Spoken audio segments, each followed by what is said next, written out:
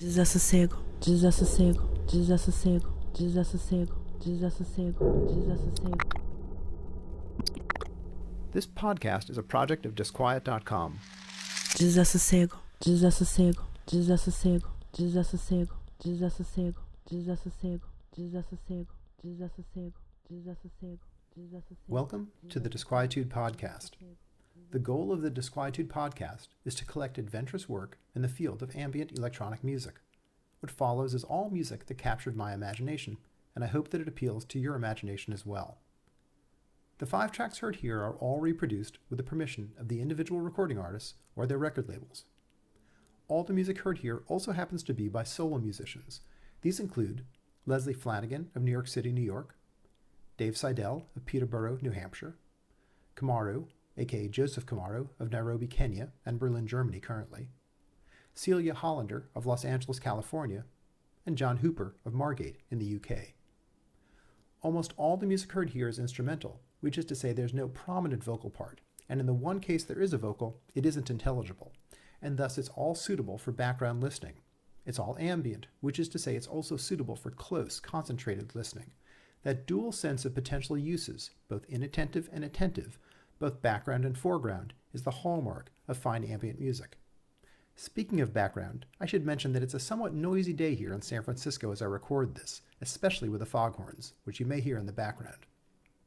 As for me, my name is Mark Wiedenbaum, and I'm the host of Disquietude. You can learn more about the material in this episode of the Disquietude podcast at disquiet.com/podcast 0005. And now on to the music, after which I'll explore the sounds in a bit more detail with a little information on the musicians and some observations about their recordings, as well as, in one case, words from a musician herself, recorded specifically for this podcast. We'll begin with an excerpt of a live set by Lesley Flanigan, live streamed from the Roulette Performance Space in New York City on February 26th of this year, 2021. This is titled Headphone Space.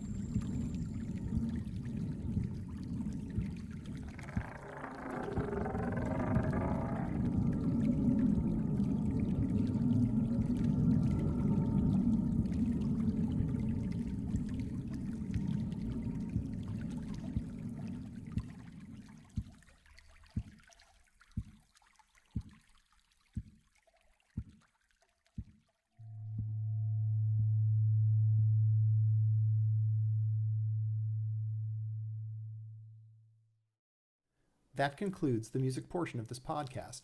I'm going to take a few minutes to work through the tracks you've just heard, starting with the most recent one, which just faded out. This was John Hooper's field recording. There is so much going on in this track, a British field recording presumably taped recently. Something about the suggestion of that time sync makes it feel physically proximate to, even if it's far away from wherever the listener might be. And even if nothing in it is technically alive, in the sense that an animal might be alive, it is nonetheless very much alive. This is Underwater Stream by Land Sounds, the name under which London-based John Hooper captures audio of the everyday and, as happens here, reveals the complexity inherent in it. In these mere 2.5 minutes, there is gurgling, certainly, and droning, yes, and a hum that makes the droning seem like it's trebly by comparison, and other sounds as well, things that creak like dolphins speak. None is isolated from the others. They're all in sync in their own manner. And then there's that slow heartbeat of a pulse at the start and just before the end. It's enough to make you think that it's been ambient techno all along. I corresponded with Hooper after first writing about the track, and he described the process to me. He said he separated some of the source sounds and then triggered them from a piece of software. The sounds, he explained, were recorded using a variety of microphones, including a contact mic, which here was used to record that clicking noise, which he explained is a corrugated pipe, as well as a higher pitch tone, which he says is him tapping on the side of a concrete pipe. He later altered its pitch. The deeper sound is Hooper tapping the side of a tractor fuel tank. As for the heartbeat and the breathing, those are Hooper himself heard through a snorkel. The track was him putting into practice a 10-week course he took at Goldsmiths College in South London, run by Marcus Leadley. Despite all the separate sounds, Hooper told me, I tried to create a space for the listener to fit in and experience the sound as a space.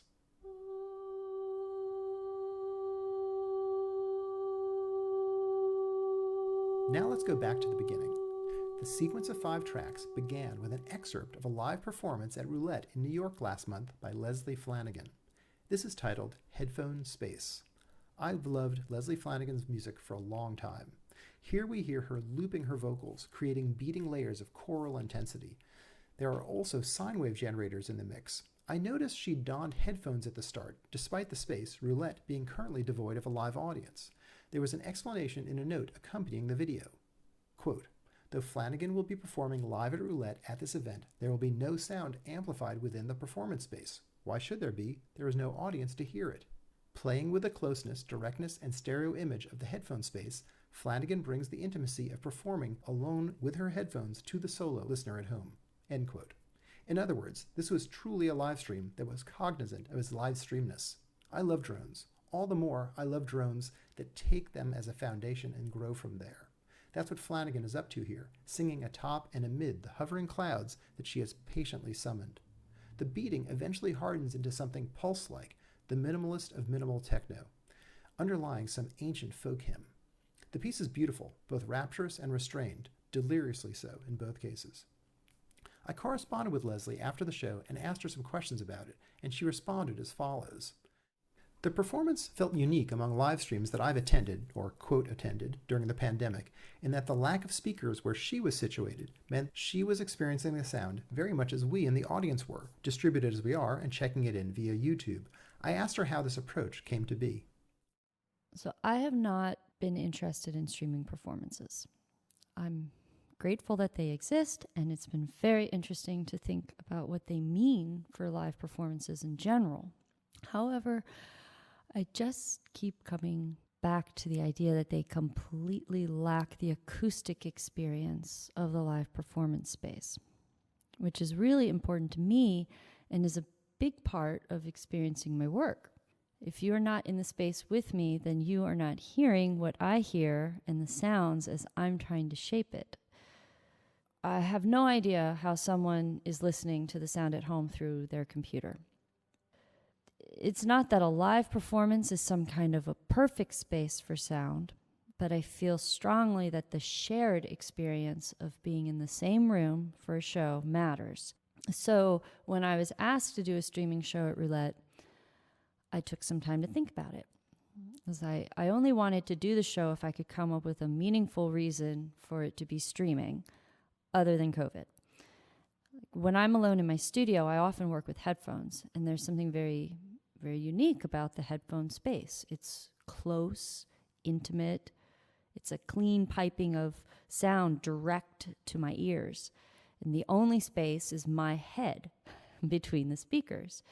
So I thought that if I did a show where the space was only that headphone space, that could be interesting and something I could work with.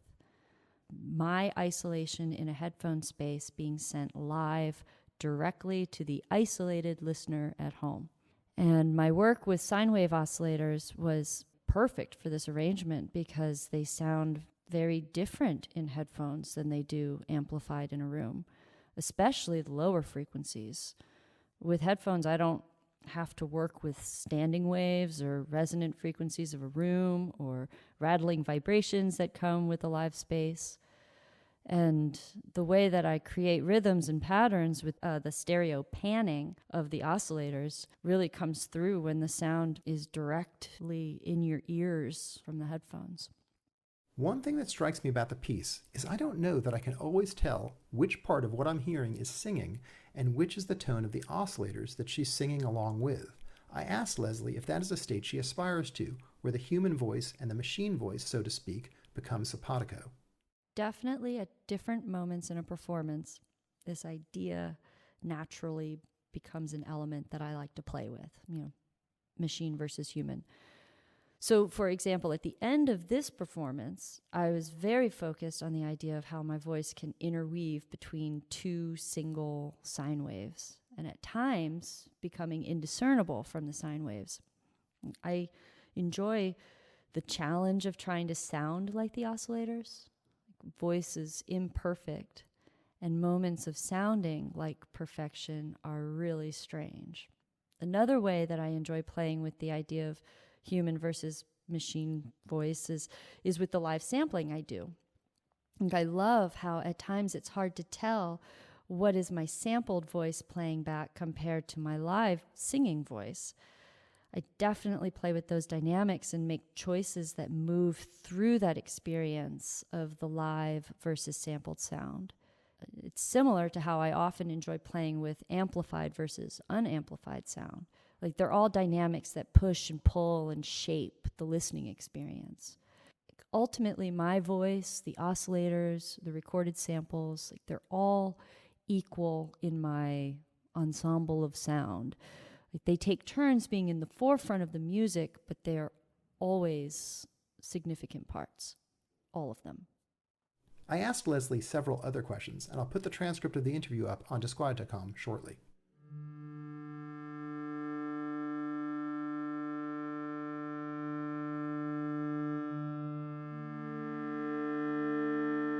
As with Flanigan's piece, I first experienced the Dave Seidel as a live performance, albeit a pre-recorded one.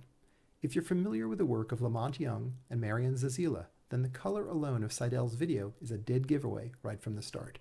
The dreamy magenta is the duo's signature color, a common theme in their wardrobe and installations alike. Here, the magenta is a pale shadow cast on Seidel's equipment as he unveils ream after ream of raga-like drones. The performance is titled For LMY and MZ, note the initials, and he explains in an accompanying text that it draws inspiration from some central works of theirs. This is both deeply beautiful and deep work, the beating, undulating patterns shifting and cycling in slow motion. I added the video to my ongoing YouTube playlist of fine live performances of ambient music. It's heard here in an excerpt.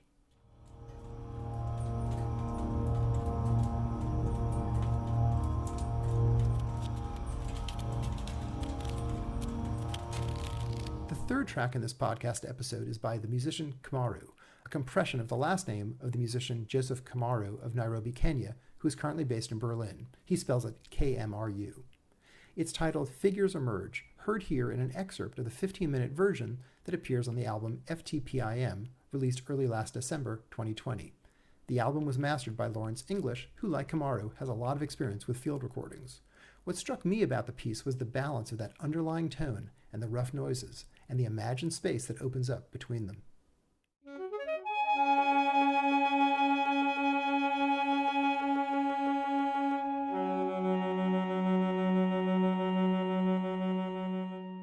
This track is by Celia Hollander. It's titled 5:59 p.m. The single was released by her label, Leaving Records, in advance of a full album due out in the next few months. The album will be titled Timekeeper. Here we hear Hollander's fluttering, echoed horn, which I take to be saxophone, but I could be mistaken, as it's transformed and accompanied by electronic processing. There's a tension between the ecstasy and the stasis here that I find enthralling. And at the very end of the sequence of 5 tracks was, of course, John Hooper's field recording. This has been the third monthly episode of Disquietude, after a nearly 4-year gap. I continue to be thankful for the positive response that the music and my editorial annotations have received. I hope to continue to produce the podcast going forward. We'll see what the year brings. Before we go, I want to share one more little bit of commentary. These are some notes I made after recording the audio for the previous episode of Disquietude. This is titled Reading Waveforms. I spent a lot of time over the weekend editing audio, and I never got sick of looking at waveforms. If anything, these guides for my work became distractions from my work. A tiny waveform blown up large was just that, a blip in a lengthy expanse of signal and noise. It signified a near silence that I felt was necessary to silence further. There were other silences as well, silences of differing sorts, clusters of which came to represent shared characteristics, subsets, a typology of silences. If individually the beautiful images distracted me, the patterns they suggested in combination helped me get my work done, served as guideposts, an atlas of the quiet. I could tell which silence, for example, was room silence, and which was still mumbling human silence. I noticed that the ums looked like goldfish, and that when someone said the same word twice, the second time somehow would overlap with the first, as if for an instant they were saying two words at once. Well, one word, the start and end of it, simultaneously, a snake eating its own tail. If words were repeated as a verbal tick, I could sometimes tell from looking at them which was right. Not which was right objectively, but which was right in the context of the words around it.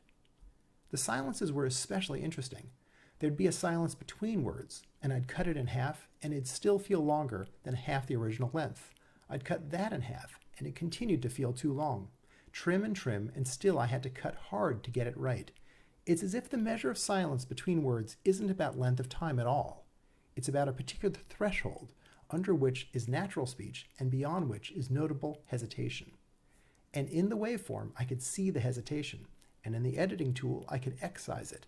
And the most beautiful waveforms, some spare, elegant curves, others little squashed and distended curlicues, were invariably the ones representing audio that never made the final cut. And that brings to an end this episode of the Disquietude podcast. I want to thank all the musicians who approved the inclusion of their recordings, and their record labels as well. Thanks to Brian Scott of Boon Design for help designing the logo, and to Max LaRiviere-Hedrick of Futureproof for technical support. The opening and closing theme music of the Disquietude podcast is by Jimmy Kipple, who's based in England and who was acting on some vague directions I provided. Kipple has his own podcast, which is called Patzer Radio. That's P-A-T-Z-R. The voice heard in the theme belongs to the musician Paula Daunt, who recently moved to Portugal after a long stretch in Japan. She sang the word disquiet in Portuguese. I won't mangle it by trying to say so myself. The word she says is a nod to the late futurist poet Fernando Pessoa, whose Book of Disquiet provided the name of my long-running website, disquiet.com, back in 1996 when I first launched it. You can learn more about the material in this episode of the Disquietude podcast at disquiet.com/podcast0005. And thanks for listening. The next episode should air in about 1 month. Desassossego, desassossego, desassossego, desassossego, desassossego, desassossego. This podcast is a project of disquiet.com. Desassossego, desassossego, desassossego, desassossego, desassossego, desassossego, desassossego, desassossego, desassossego, desassossego, desassossego, desassossego, desassossego.